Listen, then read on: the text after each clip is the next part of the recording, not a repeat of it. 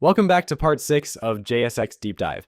Today, we are going to explore how we can eject a custom component and under what circumstances you would require this powerful feature. Ejecting a custom component means you get the full control of a component's code while still be able to use the editor for making changes. First, let me show why I would need to eject a component. This is an UI that I created, for example. We have a feed homepage with this post widget, which I converted into a custom component. I have already exported this homepage to my React project. Here's the code. I have also mapped this array feed items to the post widget. You can see the results in the output. If you are not sure about custom components or array mapping, I have discussed about it in other videos. Please check the link in description. Now, you would know that you can simply access a custom component by passing props on the homepage. But what if you want to achieve something like this, where you need to control the like count individually on each of these post widgets? Let me show you how. Let's go over to the IDE. So we have the homepage file opened here, generated by JSX Design, and it is pointing to the custom component file for post widgets, also generated by JSX Design.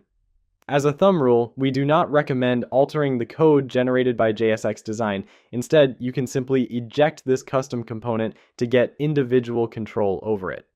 To eject this component, simply run this command you find over here. Select the custom component you want to eject.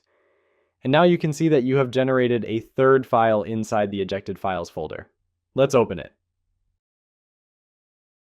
This is the new ejected file, and in this file, you can make any changes you want to the custom component without affecting JSX Design's visual designing capability. Powerful, isn't it? You can see that after ejecting, the home page is now pointing to the newly generated editable file. At the same time, the post widget file has no change in it. So what happens here is that the homepage file, instead of using the custom component file directly, uses the ejected file. And in this ejected file, it is returning the custom component file. So you are intercepting this particular file between these two so that you can add any handwritten code you want. Now in here, you can create a state on this file, handle the onChange event, and it works seamlessly. That's it.